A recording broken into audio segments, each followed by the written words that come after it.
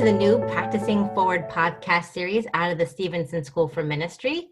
I am Marsha Roscoe, your host, and today we continue to focus on what it means to practice forward as resilient and adaptable leaders in the church. And in this series, we are honored to once again have Reverend Gina Campbell's wisdom and her leadership.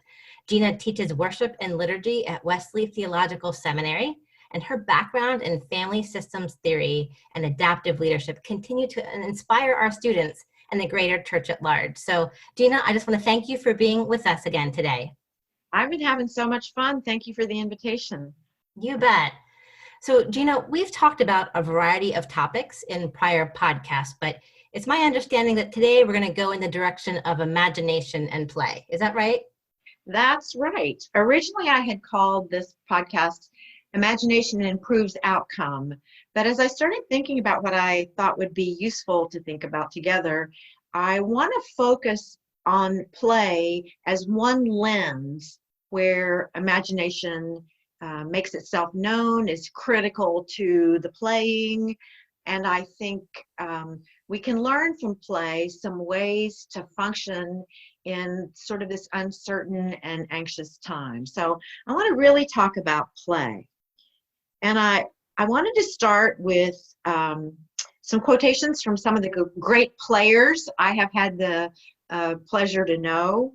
One of them is David Elkind, who is an internationally recognized specialist in young children. And he says, play is actually the answer to how anything new comes about. I like that. So when we're thinking about being in this moment of practicing change, practicing forward, it's a time to be playful, be creative, be imaginative, and see what new comes. Rabbi Friedman, Ed Friedman, that I studied systems theory with, says religions have not dealt enough with playfulness. They are always coming on straight. Ed didn't think good Christians or good Jews had very good senses of humor all the time when it came about their congregational life, spiritual development, and he thought that playfulness would add something to our life together.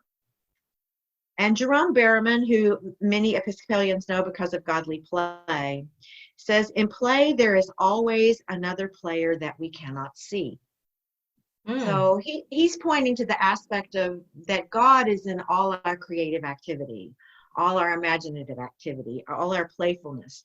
So when I'm thinking about play as a resource for practicing forward and capturing change, I'm thinking of something that offers generativity, it offers freedom, and it invites the participation of God. Nice. And then there's something also about play that is unique to each individual and calls forth the uniqueness of each individual. One of the persons who has been my very best conversation about a partner about play, who is no longer with us, she died much too young. Her name was Barbara Strom Thompson, and she said, play is the first place we see the spark of the divine in a person. The unique light that is each one is easiest to see in play. So she's talking about an invitation to relationship, real person to real person. And that shows up with astonishing clarity in play. And so when you put those things together, I think you're talking about creating a kind of environment where the spirit of play allows newness to rise up. So I wanted to ask if I could intrude upon you to participate here a little bit. I was wondering if you would be willing to think about for a minute and describe for us for a minute what you remember about your play as a child. Who you played with, where you played, how you played. Can you just offer a few thoughts about that? Oh, wow. That is like near and dear to my heart. My childhood play was so incredibly powerful. I grew up in like the suburbs of a town, and we had like five families just on our street that had lots of kids, and our parents were close. And so we spent days and nights outside. I mean, as a matter of fact, I mean, that was the first time I got disciplined because I could never follow curfew because yeah, it just was one of those things. But the connectivity, we played basketball on the street, we played tag football, we rode our bike, that's where I got hurt. But you know, and even among the female friends, we really did take on make believe. You know, when you mentioned the word imagination, it kind of took me back to that place of we took on a different persona, like being outside, and we just felt like we could be somewhere else and not be in the day-to-day school mode. And so it was a wonderful time. You mentioned so many things there that I think are critical to play. You mentioned nature, re- Yes, yes. relationships. Um, there's a lot that has to happen around making a game happen. Yeah. Freedom, no adults looking over your shoulder with the exception of curfew time. I Right. mean, there's so much in that that speaks to what I want to talk about in play. And one of the things I have noticed over the years of asking this question to groups of people is there is a deep particularity to the way people remember their childhood play. It's vivid. Yes. Their speech often gets more energized. Um, there's something essential, like they learn something about themselves in that time. And the thing I think about it is that memory is such a resource when we are in situations where we don't know what to do. You Mm. know, nobody told us how to play. We figured it out. And if we could bring that spirit of adventure and think of the life of the church right now, the life of congregations right now, the life of our communities, our families, in a more playful way, we would bring that energized resource, that imaginative capacity, um, in a way that I think would put us in the moment differently. I Mm. remember one time when I asked this question. I have a clergyman who's in one of the groups I run, coaching groups, and he's had a long history. And this is not private. He's had a long history with addiction and work in AA. And he said, if you had asked me about my childhood, I would have told you about all the dysfunction in my family. Oh, right. But you asked me about my play, and I had a completely different experience. I find myself writing about freedom and creativity, a sense of being protected and having fun, of being totally absorbed in things I found satisfying.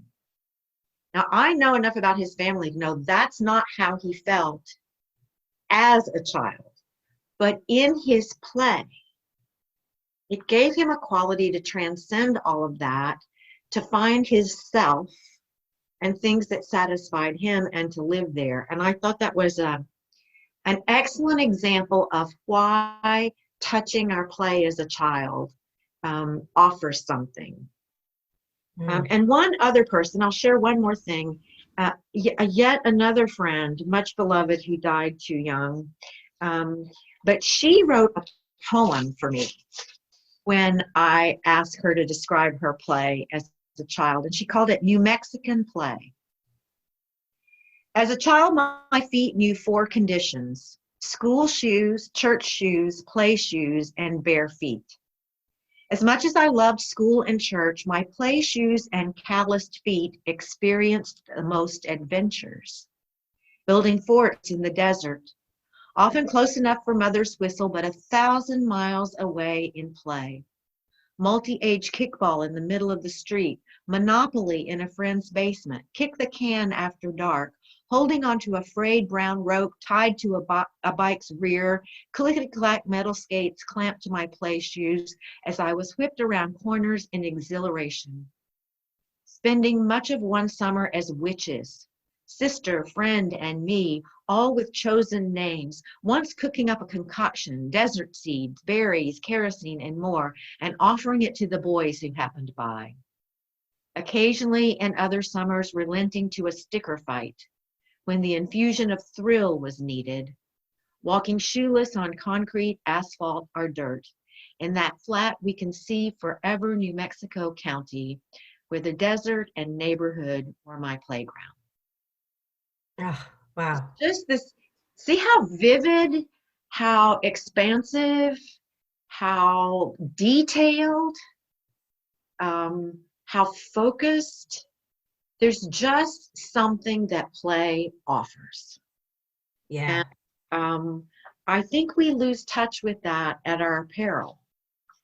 I'm gonna post on the resources that accompany this podcast that initial writing exercise. I would invite other people to actually write about their play. And then, because I'm also a systems thinker, I'm going to invite a way to think about what our family system put into us about play. Okay. You know, how did our mothers think about play? How did our fathers think about play? And when we think about being playful, is there a message that we have to either embrace or get past in order to bring that back into our leadership repertoire?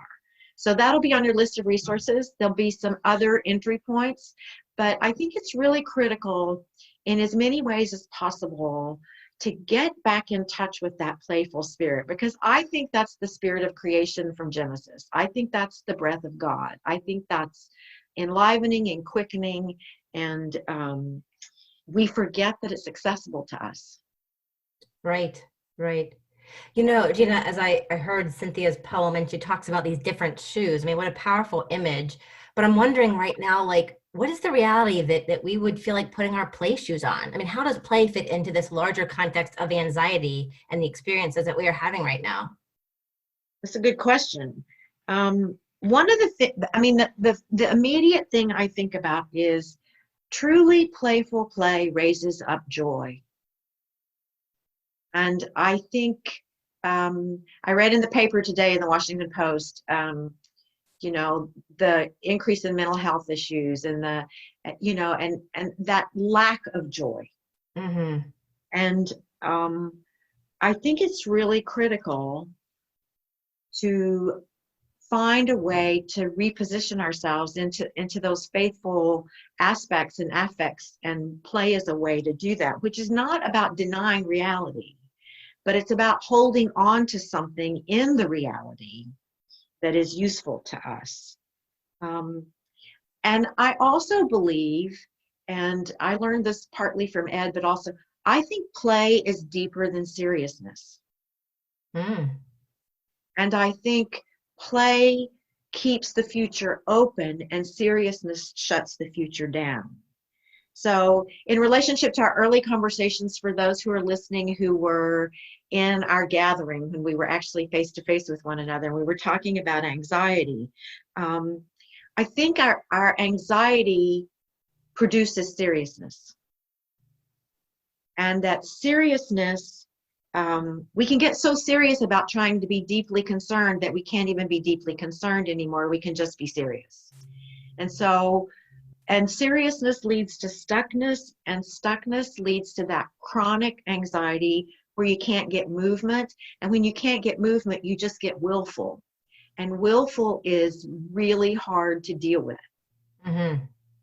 And so play, to me, playful play, imaginative play, helps us stay out of that. You know, my husband sees it in me because I'm an oldest child. I'm an only daughter. I'm the oldest grandchild on one side of an oldest grandchild of an only grandchild, and the only girl of an only girl of an only girl on the other side. So when all that seriousness starts, I get these furrows in my brow, and my husband knows I need to laugh because we're not going to get anywhere, because all the anxiety of all those roles that I have occupied and do occupy just by virtue of birth, and all of a sudden they collapse into a situation, and there is nothing funny about it to me. Right. And it's not joyful.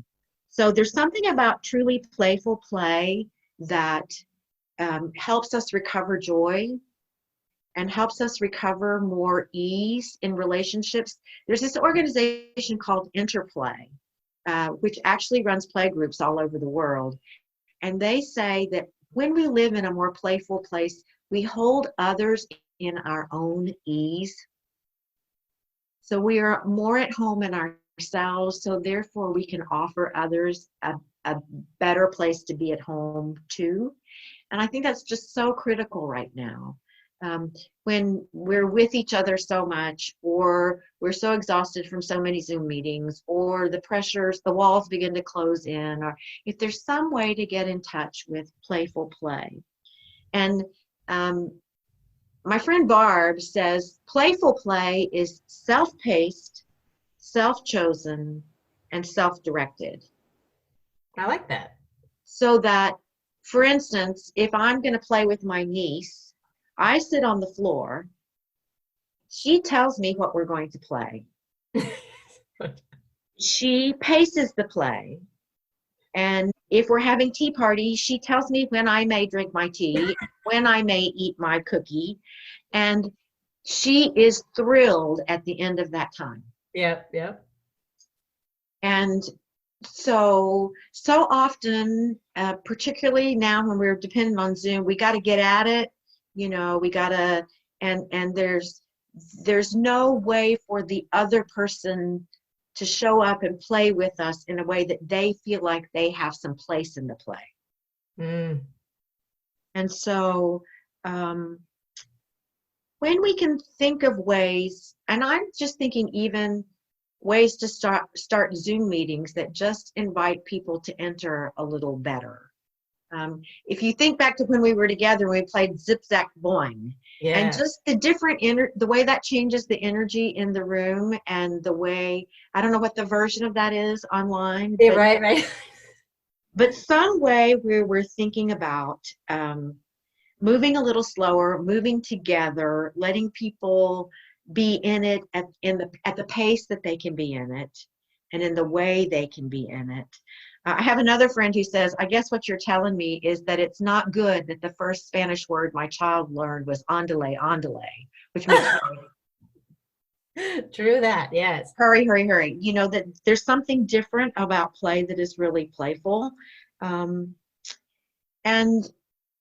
another way I think about play that I think is critical as we're trying to think about how we're going to move forward, how we might think about re-engaging, what the stages of re-engagement would be, is that think about, so as you were describing the games you were playing and bike riding, and think of all the things that playful play asks us to negotiate.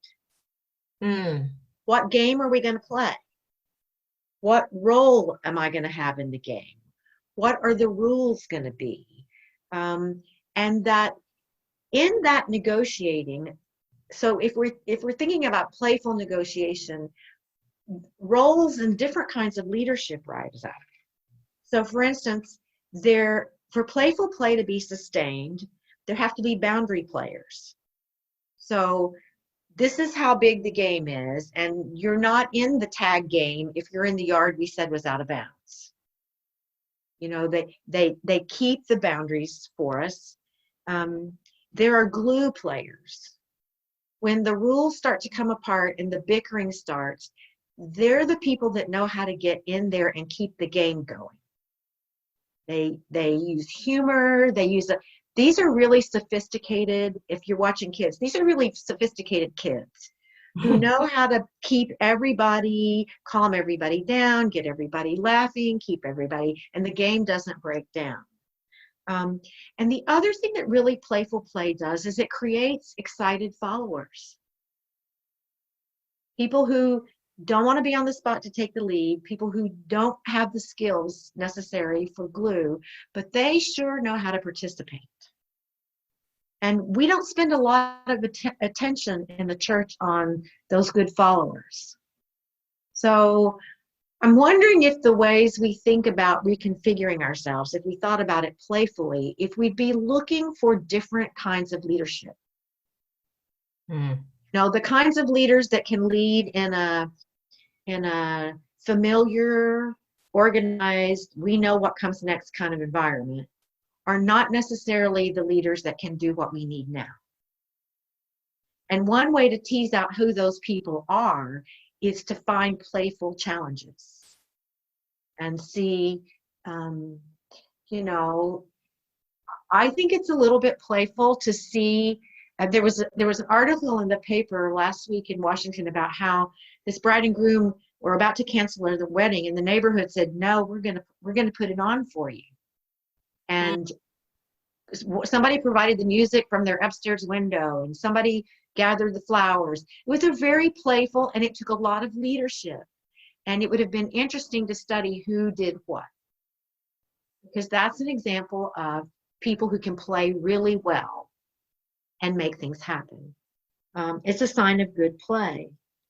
The other thing I think about is, as we think about playful play, it involves movement and touch.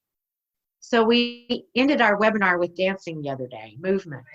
But it doesn't have to be physical movement, and it doesn't have to be physical touch. It can be in our imagination.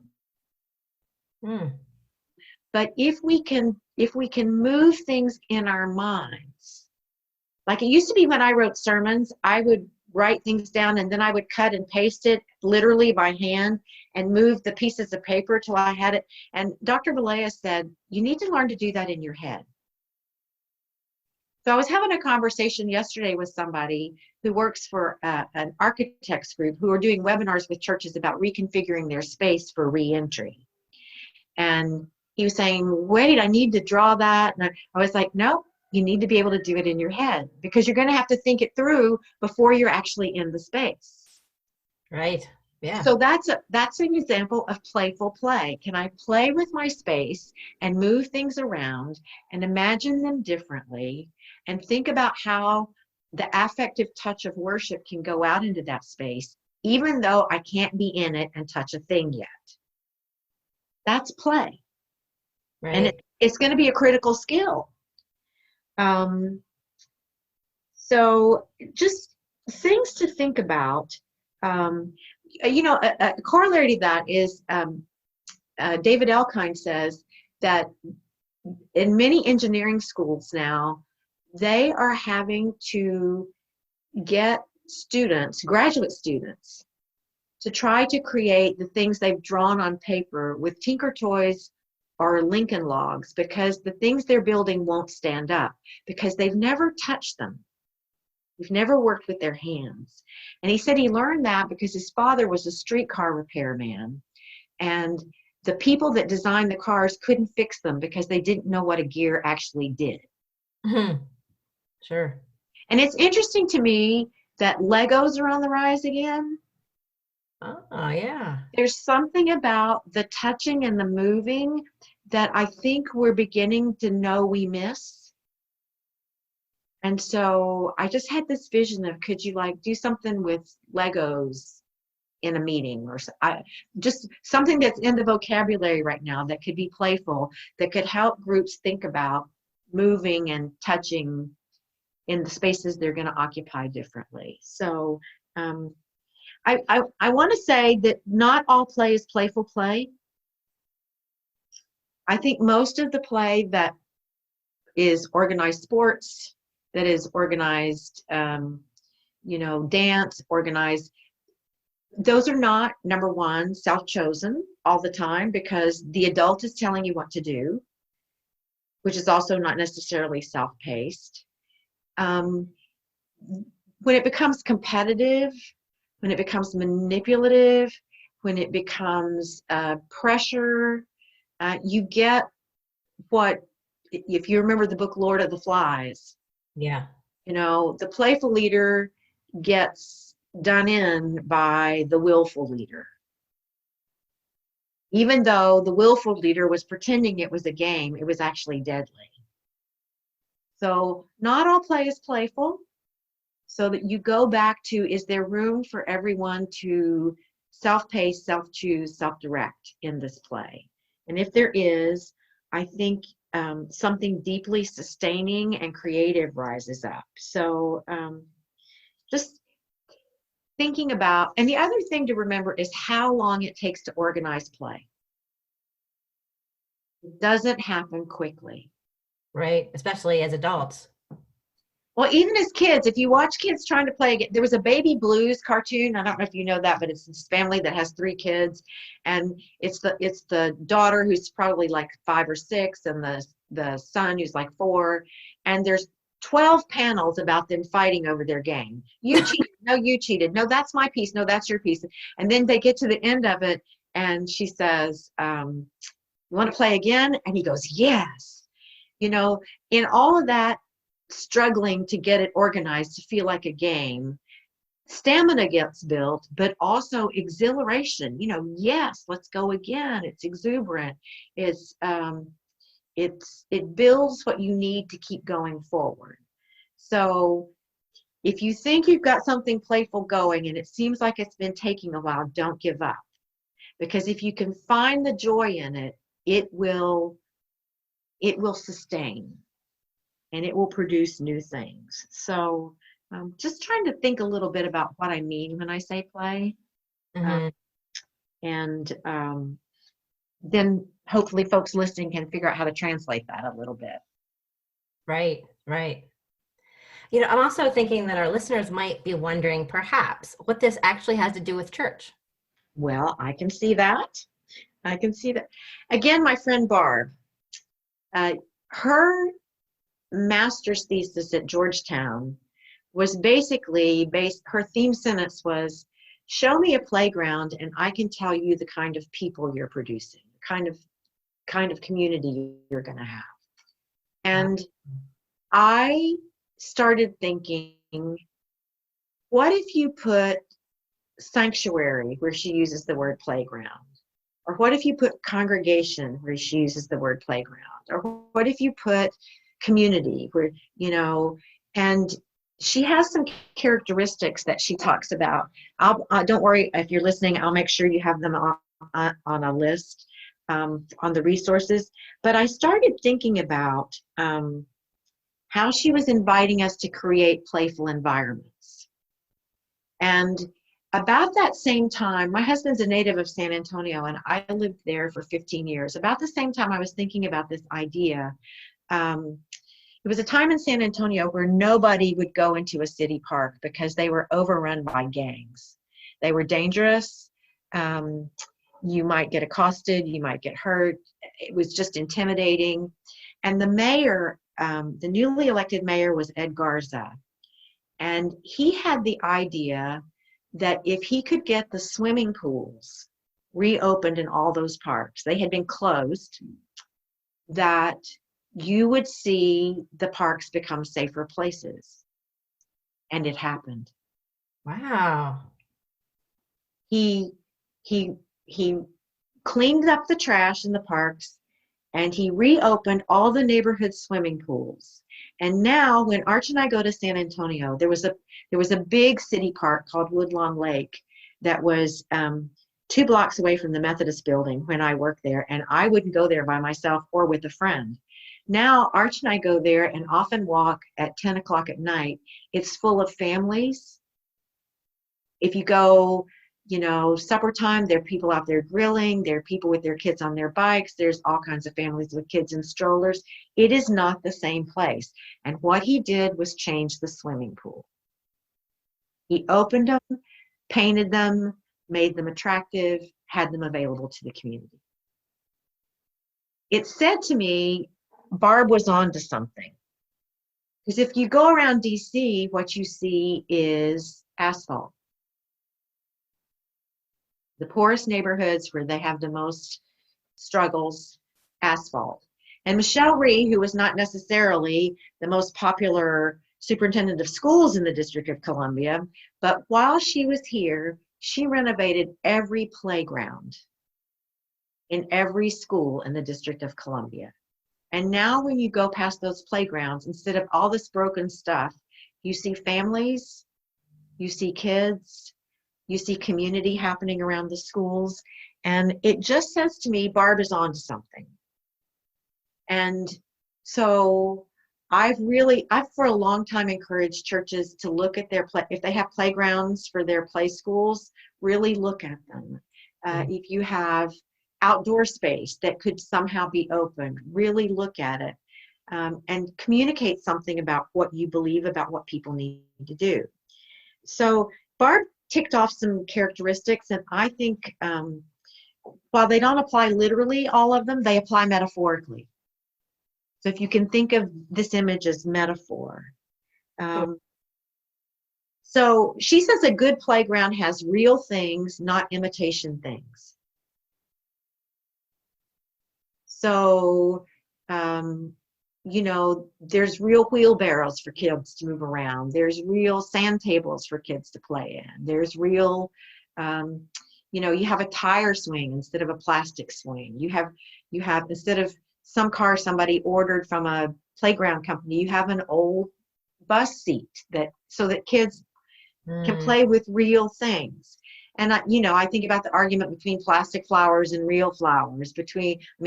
My personal pet peeve is I don't want Purell on the communion table. I don't mind using it, but it's not the same thing as the bread in the cup. Yeah, right. But also just think metaphorically, real things and not imitation things. What are the deeply gospel things? What are the deeply gospel images? We don't have to steal from everybody who has what seems like a cool idea. There's enough in our texts, there's enough in our heritage that is not an imitation of the gospel, but it's actually the gospel, that creates the kind of place we want. The other thing she says important are changes. So that maybe you have water buckets part of the year on the playground, other times you have sand tables, other times you have tricycles, other times you have scooters. And if you practice the liturgical year, there's a natural invitation to change your environment. Right, that makes good sense. Yeah. And more than color. Yes. Vestments aren't enough? Well, there are images. I was always amazed at the cathedral that the woman who did the flowers could get the buds of things, cut them, and by Easter they had bloomed, you would have seen that transformation through Lent. So every week it changed just a little bit, and how you see the movement of faith in that. You see the transformation. The other part of that is we learn to look for the change. So we're talking about practicing forward, capturing change. We learn to look for what's different. Yeah. And that very looking, we're building in anticipation, which is, I think, a faith-based position. So she talks about the connection between indoor lessons and outdoor lessons are important to play. And I think about the movement of the personal inner life and the outer life. I think of the movement between worship and service and how important the flow is. Really good play has flow. So, for instance, she says, you sing yourself out onto the playground. You sing yourself back into the classroom. You study the seeds inside, and then you plant the seeds outside. There's this thinking about, and I think this is a rich metaphor for how congregations and sanctuaries and church communities could be good playgrounds. Thinking about the flow of things. She also talks about retains the natural features of the landscape. So when I go into a lot of housing developments, what I see is they have flattened everything and you have a perfectly flat playground. Yep. And she says that the brain needs the complexity of the environment. So hills to run up, and I used to love to just roll down the hill and get grass all over myself. Yes. But if it's flat, you can't do that. I think you can think of a worship services like that. Is everything flat? Or does it have a terrain to it? Does it have a topography to it? Is there water in the topography? Is there green in the topography? Is there an invitation to look up in the topography? Is there an invitation to look down? I think there's a way to think about keeping the landscape. And there's also the landscape of our communities. One way to think about mission is to go in and fix the community. Another way is to think about going in and living with the landscape that's there and figuring out how to tease out the newness. Those are different ways of playing. And so how do we think about that? There's just a couple more. She talks about the importance of private spaces. With all the concern about child abuse, there is no private spaces on a playground anymore. Right. And the fact of the business is most child abuse happens in houses. I'm not saying don't be careful, but I am saying Maria Montessori says children need the privacy of their own souls, the privacy of their own hearts. If there's no place to go with your secret, then it damages the heart. And there's a woman named Rebecca Nye who's done a lot of work that says the vulnerable age for a lot of kids with the secrets of how they're experiencing God is 7, 8, and 9, and it's particularly worse for boys. Wow. So how do we create, and I'm thinking about this as something are there prayer corners? Are there spaces that are a little bit darker? Are there, one of the best classrooms I ever saw in a preschool, they had a loft, and children could go up in the loft. And you could still see them an adult could still see them, but other children couldn't really see them. So they could go up there and they could draw, or they could write, or they could do something and have private space. And how critical that is to the development of deep spirituality. So how do we create a space where people can have secrets? And I don't mean by that horrible secrets about themselves. I hear you. Right. I know the first times I began to have what I consider slightly mystical experiences about God, I did not want to say that out loud. Yes, right.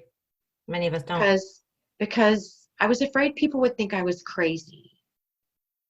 And so how do we create those holding spaces and yet hold out the expectation? We expect you to have some secrets. We expect you to know some things you're not ready to share. We expect there might be something mysterious between you and God, and everything doesn't have to be about us all sharing everything all together. So, and the last thing she talked about was that good playgrounds have challenges and risks. Yeah. So if you look at playgrounds now, I don't know if you remember those little round things where you used to go round and round and round and jump on and jump off, and you'd get so dizzy, and Yes. every now and then you would throw up. And we still have one right up the street from our house. Well, they've taken them out of most playgrounds. Yeah, there's here. Yeah, I can understand. They've taken diving boards out of pools. Oh, wow. They've taken big steep slides out of most playgrounds. You still get little ones, but you don't get those great big steep ones anymore. And how important it is, Elkind says that in the long run, lack of personal experience with risk can be more dangerous than a scratch. And one of the things that children learn when they, finally go down the big slide for the first time. They've done the baby slide, they've done the baby slide, they've done the baby slide, but the big slide, or they've gone off the low dive, they've gone out the low dive, they go the high dive. They learn that the most interesting places involve more risk, and that they ask us to move through fear. And we work out in play that moving through risk and fear. I like that. So how is it that we work out in our playing, as our worship is play, our mission is play, our thinking about what next is play, and include some of these characteristics as essential to a more imaginative outcome. Right. And so I just think that's really an interesting way to think about how we access the imagination in a way that could open us to think about the spaces we have in new and exciting ways. And the spaces we'll have to not be in new and exciting ways. And the ways we do our mission that may have to be reconfigured, or the ways that we bear witness that may have to be reconfigured. Gives me some ways to think about it that aren't as serious as some of the things I read in church growth materials sometimes, Right. which just make me feel like all the things I'm not doing right, as opposed to, well, I could use my imagination to maybe come up with something that's unique to me. Right, right. So there's a story that might be a good way to sort of end, that a woman named Frances Farmer wrote about, and she calls play ecstatic. And it's about a day that a whole bunch of kids were out flying kites. And it was just the perfect kite flying day. And they could run with them, and they would go up high, and they would stay up in the air. And it was just an exciting, long, communal afternoon, enjoying the wind and the outside. And that hours went by, that they were out there for hours, and that parents came and joined them, and they were laughing, and nobody was worried about getting home. And then she says, they had a long-term meaning and value that no one could have predicted. The kite flying took place in the late 1930s, before World War II. One of the boys who flew the kites served in the Army and returned home after spending more than a year in the POW camp. When asked about it, he said that when things got bad, he thought about that day and the kites. It helped him get through the difficult moments. A few years after the war, the same man paid a sympathy call on a recently widowed woman who had also watched the flying kites. And when he was offering his condolence, the woman smiled and said to him, "My husband had so much fun that day. Do you remember the day we flew the kites?" Kind of brings us back to the beginning, where that memory, that ecstatic, imaginative, playful, creative memory of early play is such a powerful resource.